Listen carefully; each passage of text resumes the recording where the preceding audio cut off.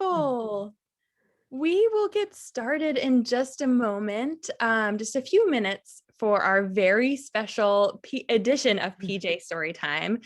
Every week here at Wild Rumpus, we have a pajama story time here in the store to say goodnight to the animals and read some stories. But tonight we have an international story time with a special guest author joining us all the way from Finland. And we will be able to introduce her in just a couple minutes, but I want to be able to share some logistics about the event before we get started and while we're waiting to welcome everyone. So to get started, my name is Kara and I am a bookseller at Wild Rumpus Books in Minneapolis. And if you have never visited Wild Rumpus before, we are a children's focused bookstore in Minneapolis, and we have lots of animals running around, which is why this is a perfect fit for story time tonight, an animal focused book. So you can see in the chat that we have a link to get tonight's book, which is called Goodnight Earth. You can click the link to get that on our website. We have copies available. I'll show you one right now, actually. Here's Goodnight Earth. It's such a wonderful, sweet little picture book. And everyone who's here tonight gets a 15% off code for their next purchase through Wild Rumpus. And so make sure to grab that in the chat before you leave so that you can apply that to your order. And then we will also have time to ask some questions for our author illustrator tonight, and also to see some drawings. So make sure to stay tuned for that. And then as a special edition for PJ Storytime, we will also at the very, very end, after we get to ask questions for our guest author, we will get a chance to go around and say goodnight to the animals here in the bookstore. So everyone start thinking about if you have any questions. And we also want to know if you're out there and listening, if you have young readers. We're wondering, how old are the young readers out in the audience tonight? So go ahead and introduce yourselves in the chat if you can. Just say where you're tuning in from, or how old you are, what you're excited about tonight to learn about some animals. So we will get started in introducing the really wonderful story time tonight. So we're here to celebrate this gorgeous little book, Goodnight Earth, with our guest author illustrator all the way from Helsinki, Finland. And that is Linda Bondestam. And Linda Bondestam is an illustrator based in Helsinki, Finland, a graduate of Kingston University in London. She has illustrated dozens of children's books that have been translated into more than 10 languages. One of the most celebrated illustrators in the Nordic countries, Linda was awarded the Nordic Council Children and Young People's Literature Prize in 2017 for a book titled Animals No One Has Seen Except Us, among several other accolades. And Goodnight Earth is Linda's authorial debut after illustrating many, many books before. So we're so delighted to have you with us tonight. Welcome, Linda. Could you tell us a little more about yourself, and we'll get to see a drawing. Thank you very much, and good evening to everyone. I'm really, really happy to be here with you. Here in Finland, it's very, very late. Everyone is sleeping. It's actually 2 o'clock in the morning. So it's really perfect to read a bedtime story, I think. And I'm an illustrator, but I'm not sure if everyone knows what an illustrator is. I would say it's someone who tells stories by using pictures. And I illustrated about 30 books, I would say, with different authors, and I could show you a few of them. I really, really like drawing animals, and this is my latest book. It's about what you should do if you meet a bear. And it's about a little scout going for a walk in the forest. Here in Finland, we really like nature and walking in the forest. And I've also can show you my favorite animal. It's called an axolotl. I don't know if any one of you have seen one. It's sort of an Mexican salamander that lives at the bottom of a lake, and it's very, very rare. A special person.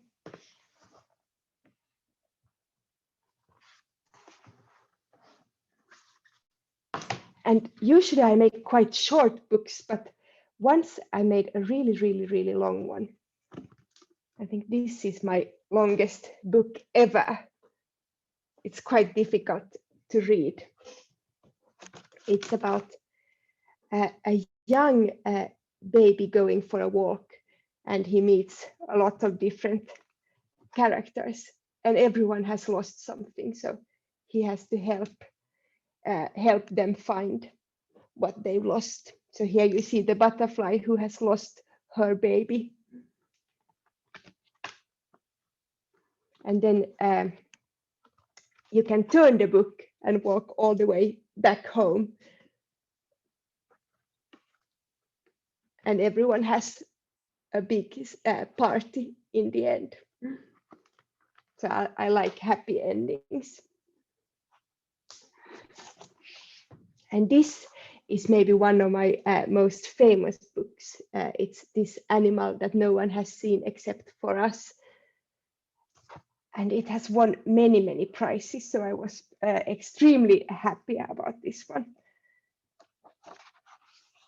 And sometimes I could show you actually how I work, because in this book you have poems about different strange animals. But I think we could say that these poems are really talking about how it is to be a human being on Earth. And the animals are more like soul animals. So it's the animals show how people feel inside. Maybe I could draw my soul animal. And usually when I draw, I start by making the eyes.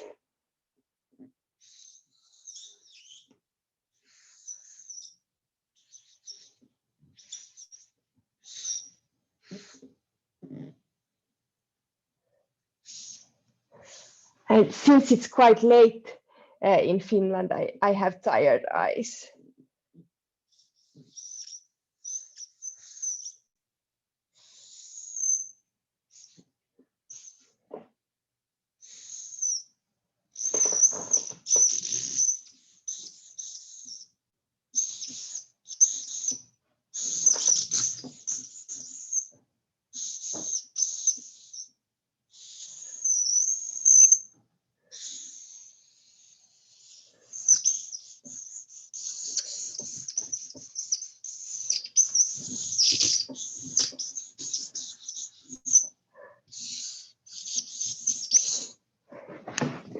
I don't know if you can see it very well. So this is me late at night saying hello to you. But now I'm going to show you the book that I'm really, really proud about, because it's the first book that I've written all by myself. And it's this one, Good Night Earth. And I have 3 kids at home, but one strange thing is that I was never really good at making them fall asleep. And I really tried everything, but they wouldn't want to go to bed, especially when they were really young. And I think that's why I came up with this book. It's really about all the ways that I've tried to make my children go nicely to bed. And I think I should read it to you if you're ready. I hope you're all really comfortable. So good night, Earth. And it's translated from Swedish by Galit Hassan Rokem. And I'm really, really happy about this translation and having this book out in English so that you can read it. In Swedish, it's called Godnatt på jorden. So it's a bit different, the name. But good night, Earth. And on the first page, we can see an alien family. Let's see, here you see them. And every night they have this fantastic telescope that they use, and they look through it and they see what's going on far away on Earth. So I guess we can say that we are like their bedtime story. Let's find out what they see. Good night, Earth. By Linda Bondestam. That's me. Little chimp should be asleep by now. And there you see the little chimp. Mama has sung and played 73 songs on her ukulele. So she looks really, really tired.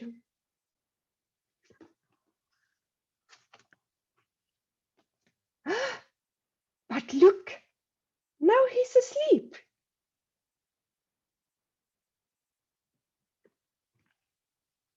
Good night, little chimp. The axolotl is so tired. He swallows a gulp of fresh water and he reads his favorite book. Look, it's the same book that you're reading.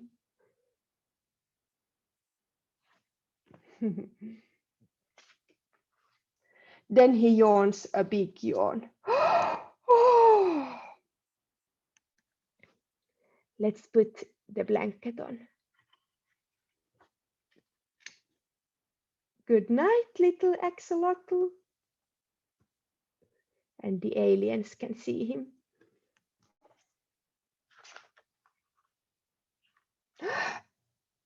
Look, look!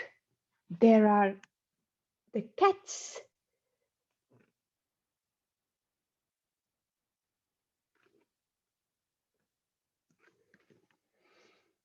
They drink a sip of milk and wash their whiskers.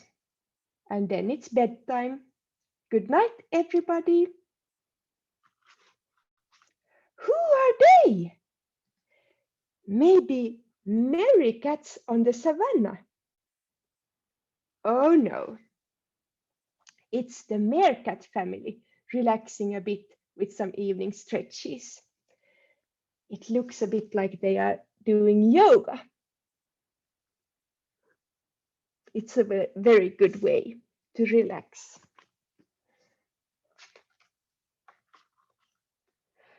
Now they crawl home to their caves.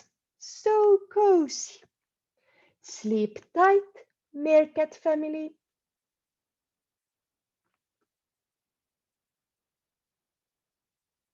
I really like the small ones.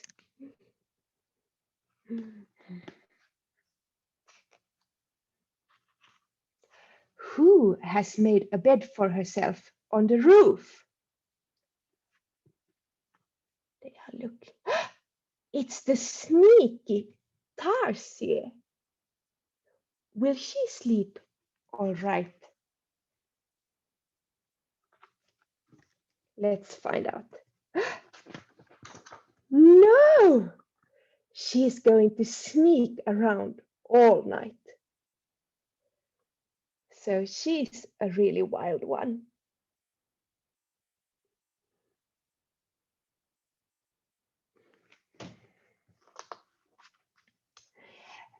In this family, no one wants to go to sleep.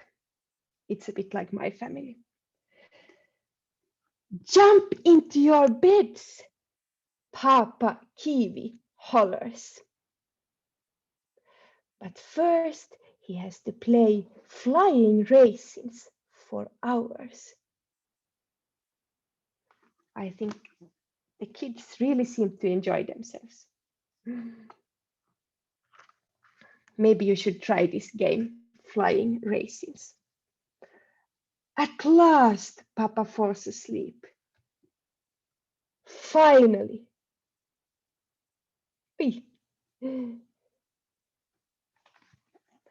And here you can see the kids, they are having fun. They are watching a show about a flying raisin and drinking milkshakes. It looks tasty.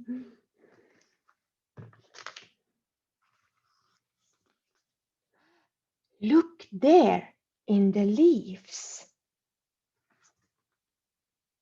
A little slut in a hammock. Shh! Both she and the hammock are asleep, as usual.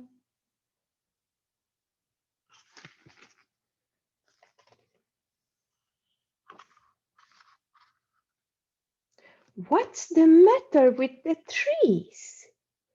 They bow their branches and toss their leaves into the wind.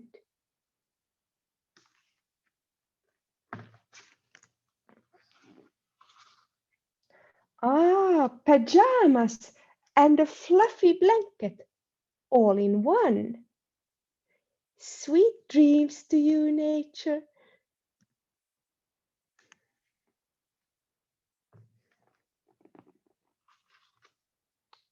Oh, Sweetie Pie falls asleep so sweetly, so nicely, after Mama has sung 73 songs on her ukulele.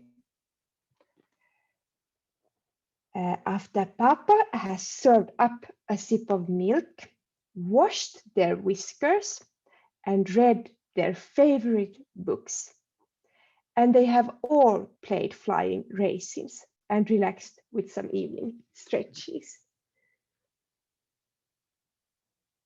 And there's the Papa. He looks a bit tired as well. And Sweetie Pie has quite a messy room. But luckily her parents are cleaning.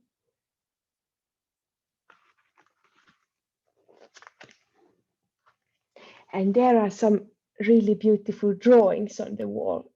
It's actually my daughter who made them. So I'm really happy I had this fantastic illustrator at home who could give me a hand. Let's see what happens to Sweetie Pie. What now? Is Sweetie Pie not asleep? It doesn't look like that.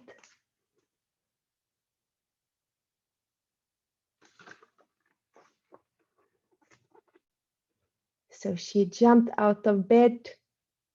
Where is she going? All right. Now Sweetie Pie can sleep tight as well. And there are the aliens watching. Let's put the blanket on. Nighty night. I wonder if her parents can sleep well. They look a little bit tired.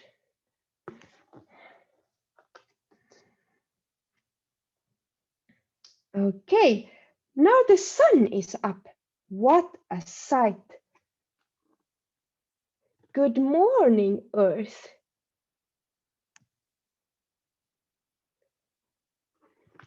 It seems to be supper time for the owl family. Yawn. Oh. They look really, really tired.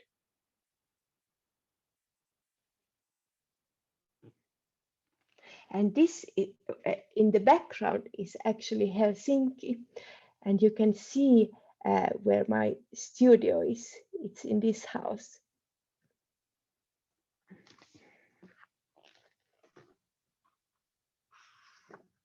Let's find out what happens with the owls.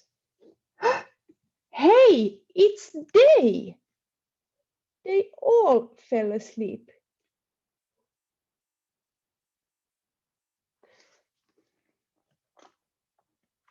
And look, now the alien family can sleep well as well. Nighty night. It looks really, really cozy. But let's see. I think.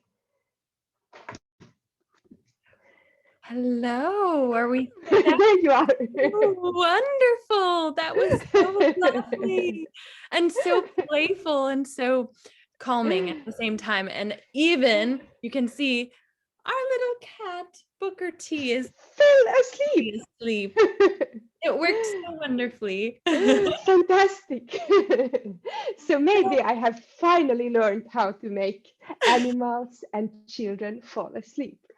I don't know how many of you are sleeping by now. But it's like a magic trick.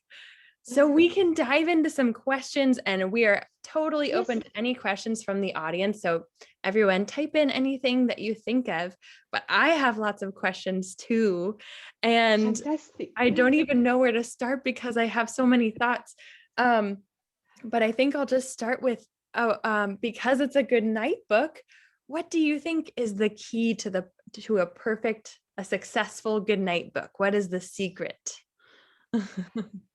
Oh, that's a good one. Well, actually, I didn't really, I don't really think the idea with a picture book is to make people fall asleep. But I really, ever since I was a child myself, I really loved the moment when my mom used to read for me, and I really love reading to my children as well, that you get to share this wonderful moment and you get to experience something beautiful together.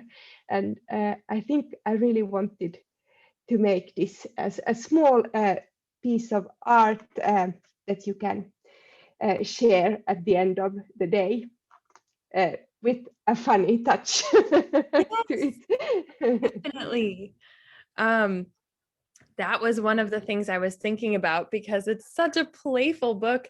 And one of the things that you play with so much is all of these different dimensions. I love that there are little aliens in there. But then also the different scales and the half pages and the different layers of everything. What inspired you to do such a playful type of a book with all those details? Well, I was drawing at home, and then suddenly I just came up with this idea that you can make blankets very easily if you have a folded paper. And then I thought I really should use this in a book. But then I talked to my publisher, and well, she was very happy about it. But there are not that many printing houses where you can make it. So I was a little bit worried that it wouldn't be possible, but then in the end we found a place, I think it was in Hungary, where they were able to cut the pages and in the exact right spot, because I was really worried that maybe the arm wouldn't be placed perfectly or something, or Yes, the blanket would be on top of the face. perfect. It's so perfectly done, really gorgeous. Yeah. So I was so happy about it. And another part of the playfulness is all of the really fun, somewhat specific animals that you choose, and that there are aliens. So I love that you did say that the axolotl is your favorite animal, but why did you choose some of the other animals, and why did you want to have the aliens there too? Well, I wonder how I came up with the aliens. I think because one thing which is really difficult if you're an illustrator usually is that you have to draw the same character over and over and over again.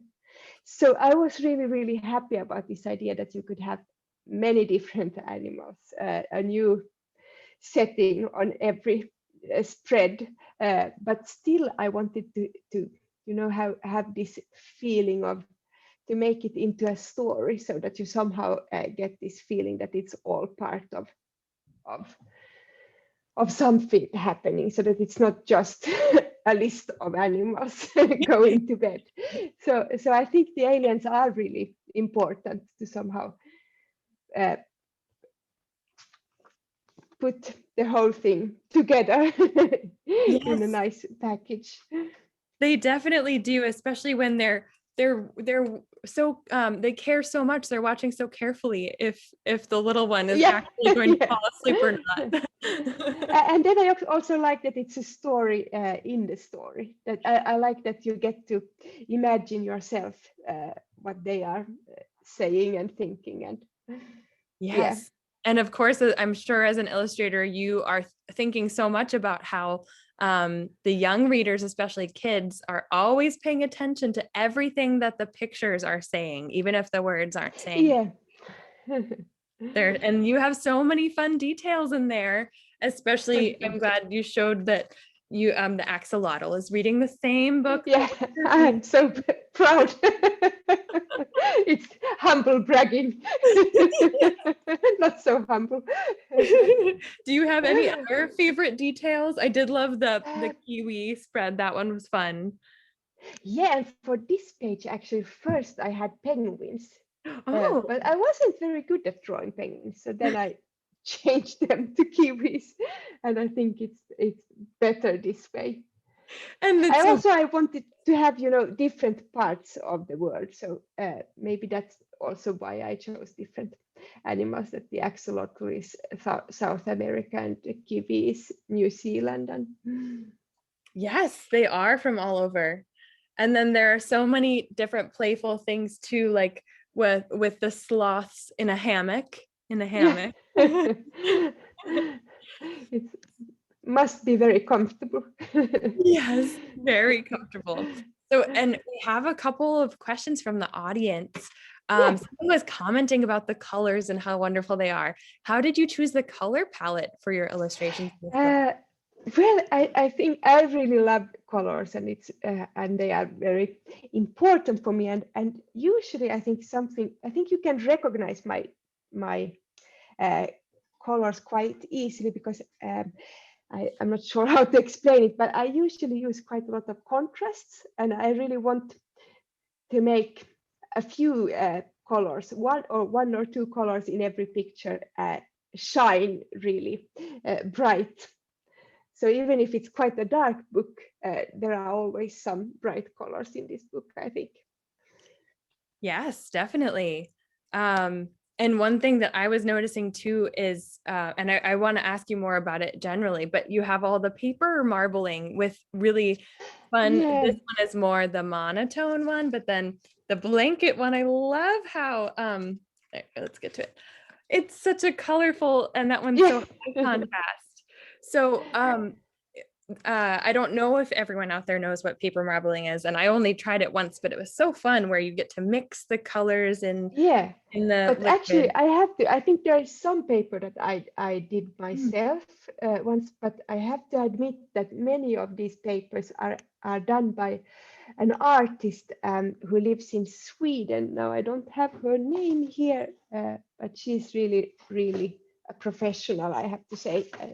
She does these super beautiful Yes, well, that's papers. wonderful. It's so seamless. I would never have known you integrated it so well. I wouldn't have known. Yeah, I think because I use a lot of different papers, so it's Yes.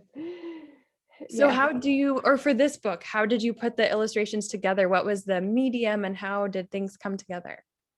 The medium is well, it's mixed media. So I paint a lot of different surfaces, and then I draw. I usually use these black pens that are really make really fine lines. So I draw all the shapes and also cut a lot of papers. But then to put it all together, I have this wonderful program called Photoshop, and it helps me a lot because I quite like to be quite spontaneous when I make my pictures. I don't really sketch that much, so I have to be able to remove things and add things and enlarge things and shrink some details.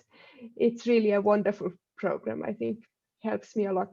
I'm a little bit messy, so it helps me keep things in order and yeah, stay organized and professional. That makes sense. That it's a playful way of putting it together. You get to experiment so much, and it doesn't matter. You can take things back if you don't like them in the end.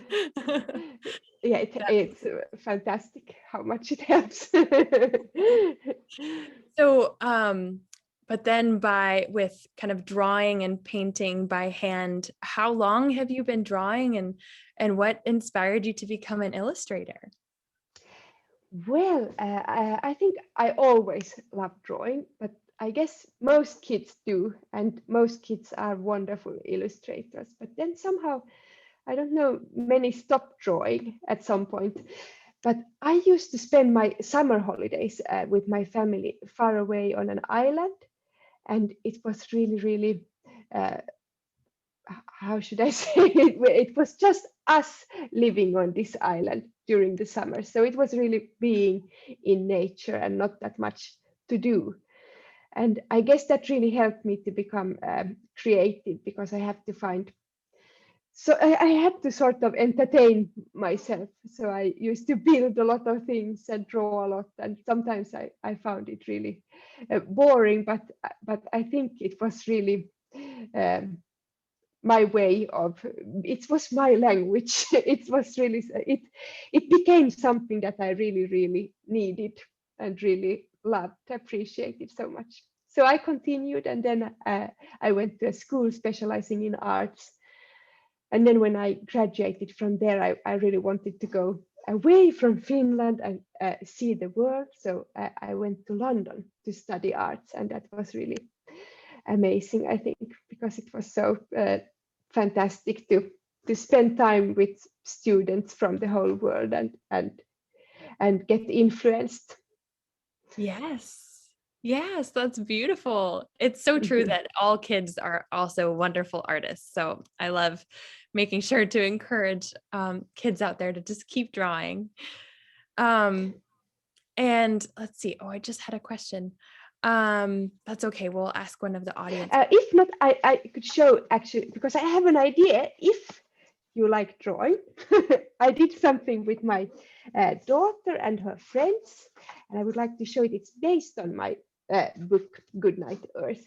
So we did these tired animals. Here you can see some really, well, it looks like my soul animal.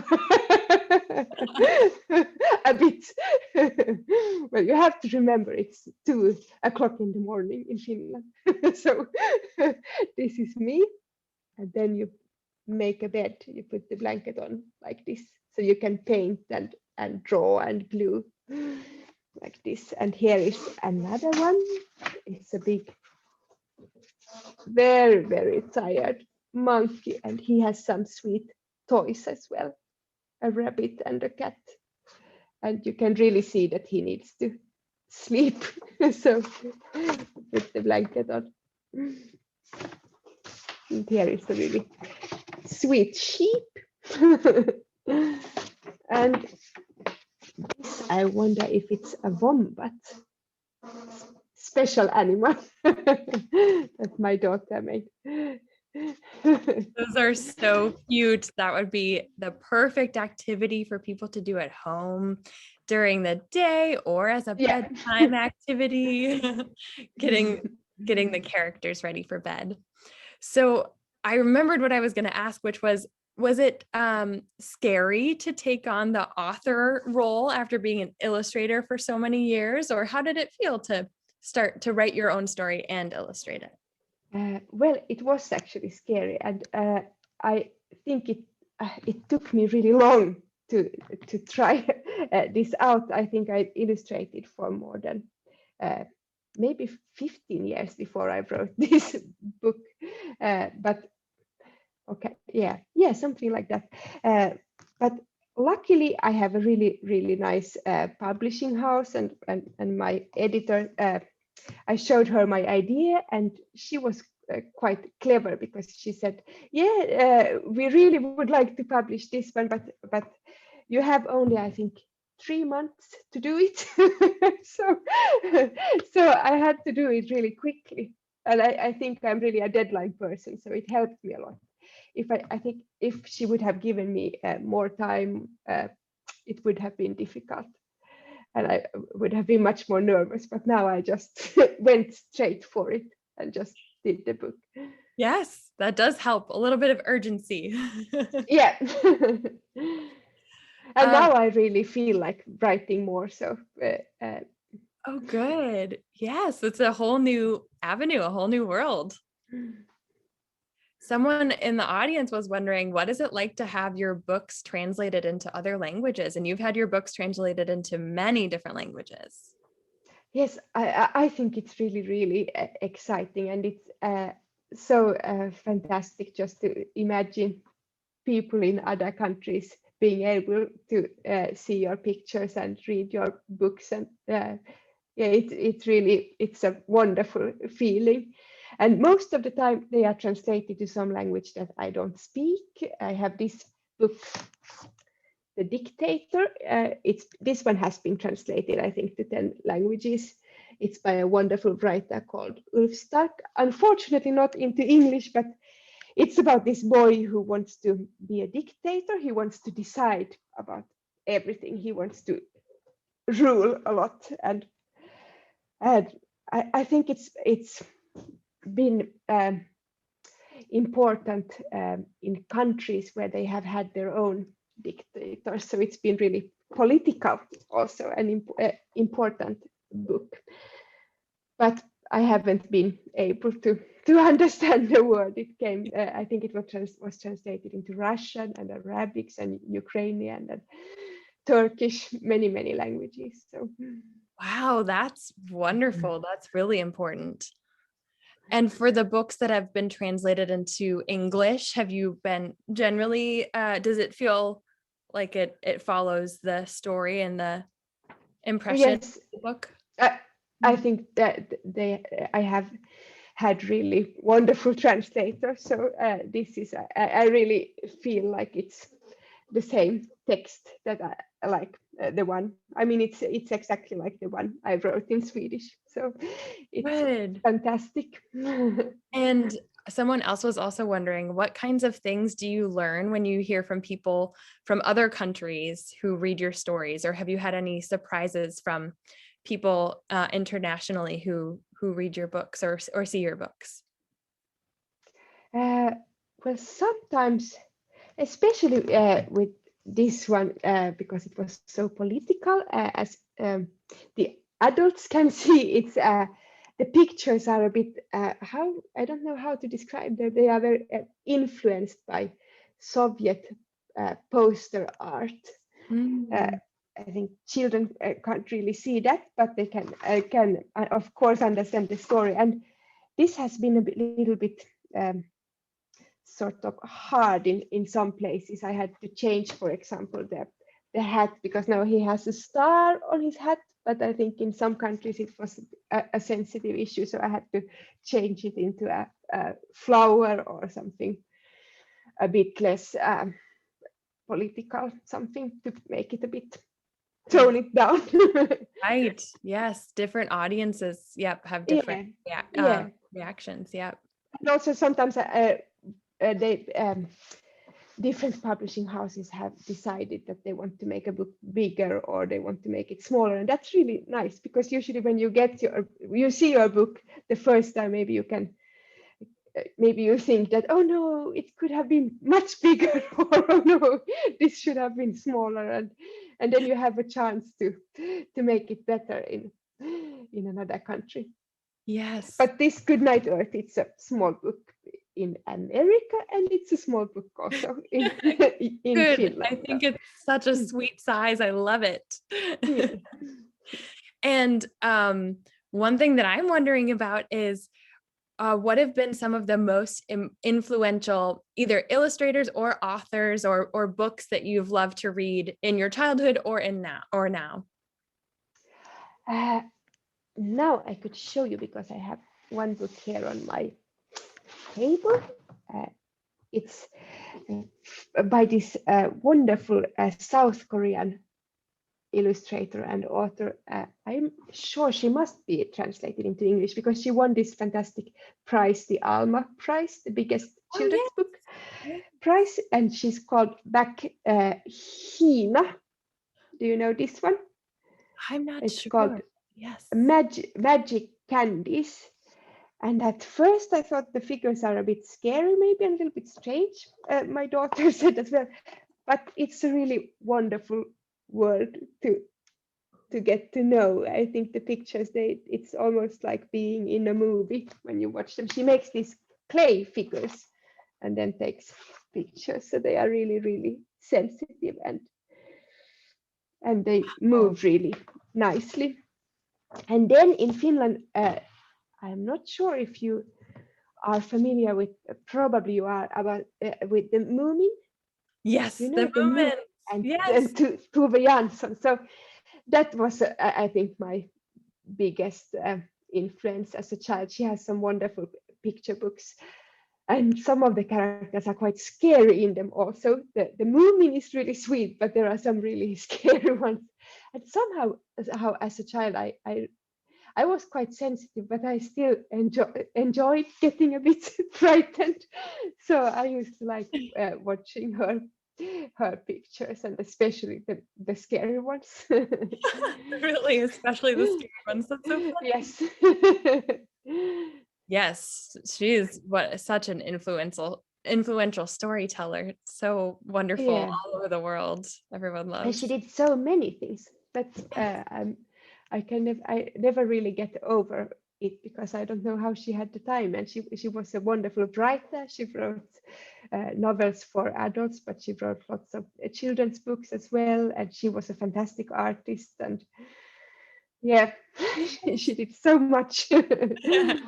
Delightful. And I think as our last question tonight, before we get ready to say goodnight to all the animals and to say a big thank you to you, what are some of the next projects that you're working on? Can you tell us anything about anything that's coming out? Well, recently I actually, but it's a secret, I started planning a second part for Goodnight to Earth. And yeah, maybe it could be something happening in space this time. So yes, but at the moment it's only a plan. But I'm also making animation, and that's really, really nice, working with animators, and also working on a book about actually a very beautiful story about a girl from Somalia who comes to Finland all by herself. She's a refugee, and it's quite sad because she doesn't know if she will ever get to meet her mom again. So yes. but it's a very, very important book, and it's a super beautiful text by a man called Frank Furu, and still also a happy book, even if it sounds very sad when I talk about it, but it's that sounds like a very important story. Yes. Wonderful. Those all sound exciting. So many different avenues. Wonderful. Well, I can't praise this book enough. I think it is so sweet and wonderful. It's perfect for grown-ups too, and it's perfect for bedtime stories. So I hope that everyone had a lovely time listening tonight and seeing the drawing, learning about illustration, and thank you so much for joining us. We feel so lucky to have you all the way from Finland. Thank you so much. This was really, really exciting for me. Good. Well, we hope that we get to connect with you again. We're so glad we got to share this book. Everyone can see that we have the link to the book in the chat, so we have copies on hand. You can get them. Also, make sure to get your 15% off code.